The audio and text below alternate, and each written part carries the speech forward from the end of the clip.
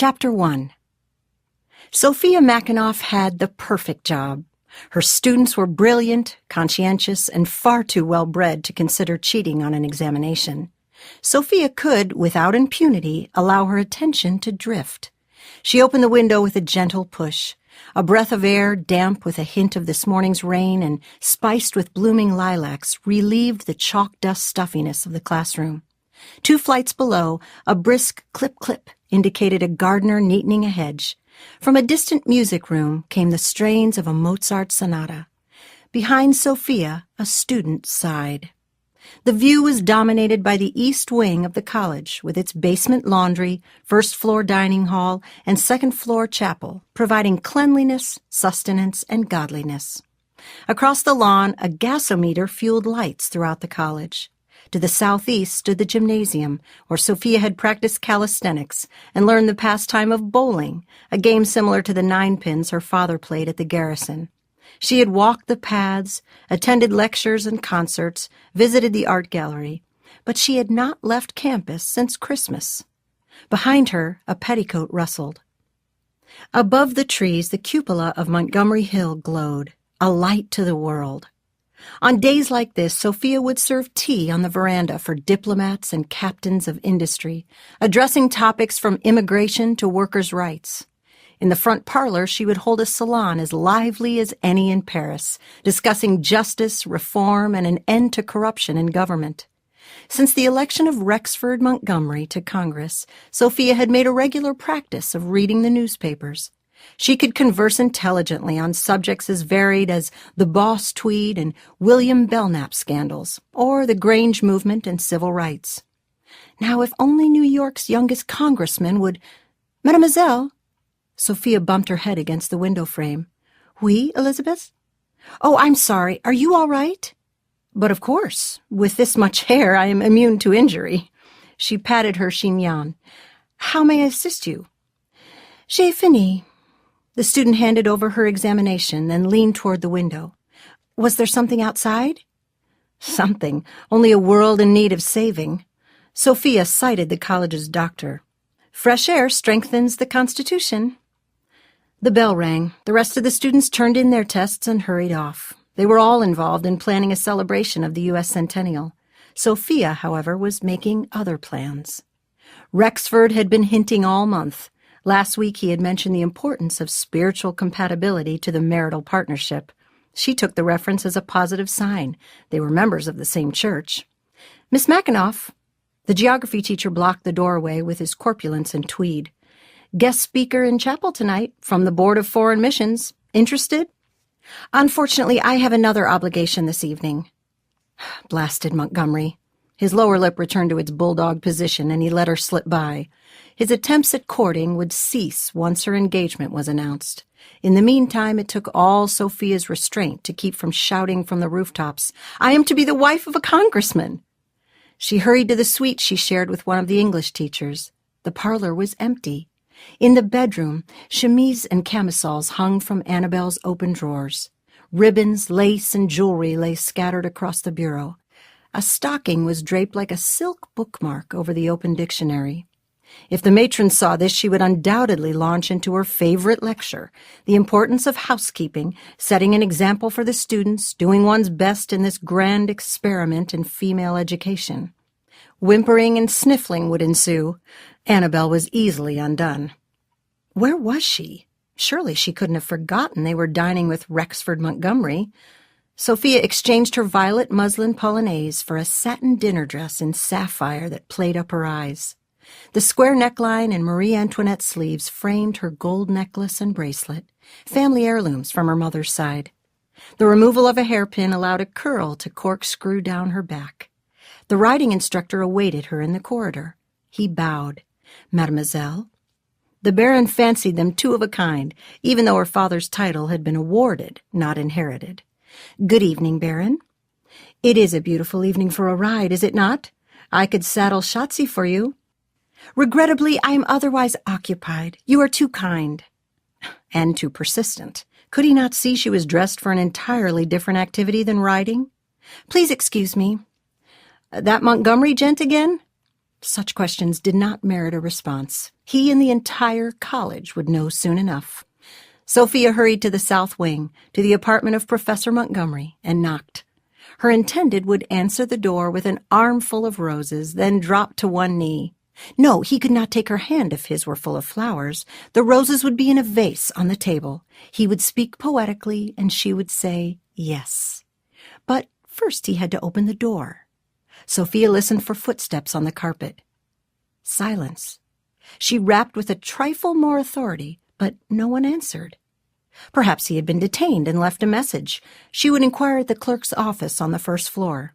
She headed for the main stairs, where she found her way blocked by a milling crowd of students and faculty. Sophia leaned over the balcony rail.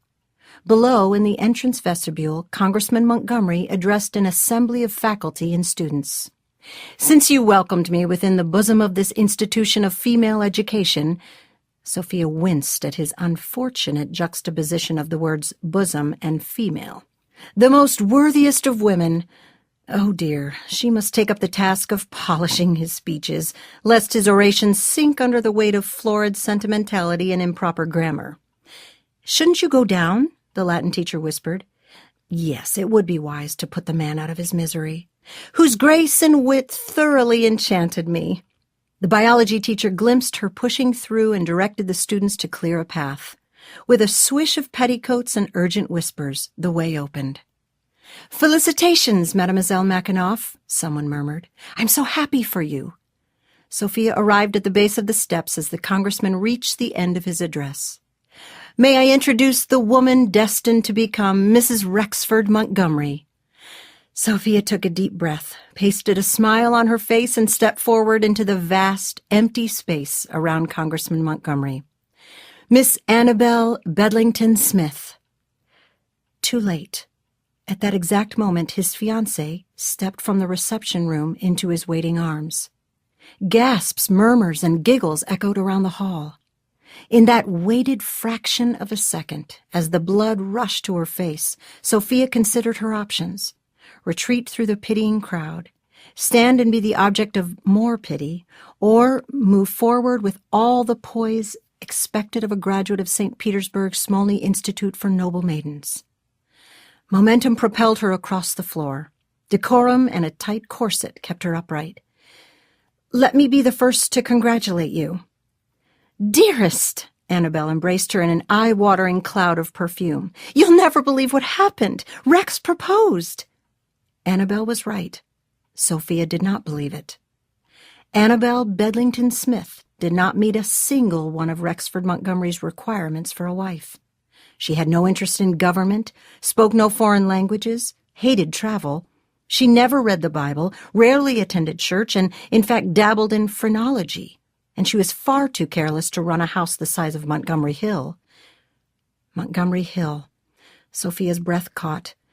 No carriage rides ending in the porte-cochere. No arranging flowers on the sideboard.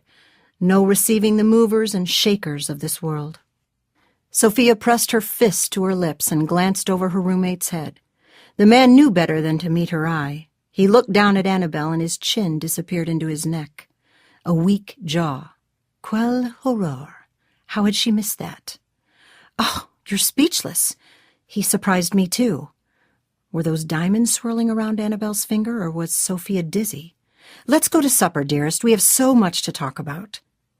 Like engagement dinners and wedding dates, trousseaux and bouquets, receptions and honeymoon trips, chaos in Annabel's inept hands. "I am sorry. I was coming to tell you we have a speaker in the chapel, and my presence is required." "I hope they don't need you to interpret, dearest. You know what a headache that gives you." "I never get headaches.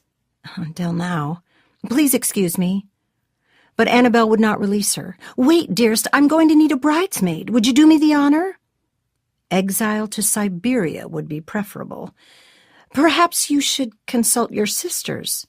"Oh, of course. How could I forget?" She turned to Rexford. "I have 3 sisters." Sophia made her escape. She moved rapidly up 2 flights to the chapel. Her hand pressed her heart, finding it bruised but not broken. Rexford had made his choice. The suffering was his. The geography professor cheered, or was it jeered, when he spotted her. "Montgomery jilted you, did he?" As the news of Annabelle's engagement made its way through the college, she was in for weeks of hand-patting, tepid tea, and quel dommage. Sophia lifted her chin and turned to the lady principal. "How may I assist you?" The principal assigned her to serve refreshments. The rhythm of pouring and passing offered a certain kind of solace. Just before the hour, students filed into the pews. Sophia perched on the back row, awaiting an opportunity to slip away. The speaker, an elderly woman dressed head to toe in gray, had served as a missionary to the heathens in China. Spiritual and physical poverty beset the land. The men were bedeviled with opium. The women had their feet bound. Annabelle's feet were no bigger than those of a child. So much about her was childlike, or, more accurately, childish. How would she manage, with her flights of fancy, to conduct a dinner party for 12? She would never command the respect necessary to manage a household staff the size of Montgomery Hill. "Study to show thyself approved unto God," the missionary quoted. "My daughters, students of the college, have you studied to be approved?" She stared right at Sophia. No, she had not. She had studied to please Rexford Montgomery, had studied to be mistress of Montgomery Hill. And all along he had thought of her not as a prospective bride, but merely as a convenient chaperone for Annabelle. How foolish to look to a man for approval.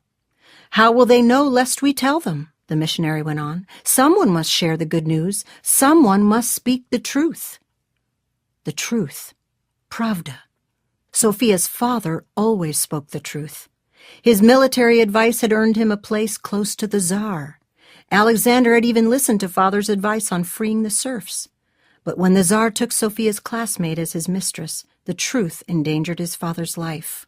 The missionary continued, "How many Chinese will be consumed by hell's fire because you would not leave your hearth fire? How many Chinese will die in ignorance and darkness because you were too afraid of the unknown? What will you give out of your comfortable life so that another may live?" Sophia was the daughter of Constantine Ilia Makinoff, master of the Horse Guards and speaker of truth. May he rest in peace. She was not afraid. She would speak the truth. Her back straightened, resisting the lure of repose. Perhaps her work would not be so earth-shaking as her father's, but it might be more meaningful than teaching wealthy young women to better themselves with French. And might she accomplish more as a missionary than as a congressman's wife? "Who among you," the speaker continued, "is ready to go where the Lord sends? Who is willing to give up her life of ease for the rigors of mission work?" China bordered Russia. Sophia could serve out her term, then return home. Surely the Tsar would have forgotten her father's denouncement by then. Surely he did not blame Sophia. He was nearly her father's age. He, too, might die. Besides, what other choice did she have? Stay and watch Annabelle take her place at Montgomery Hill? Unthinkable. The speaker raised her arms and her voice. "Who will go?" For the second time that day, Sophia stepped forward.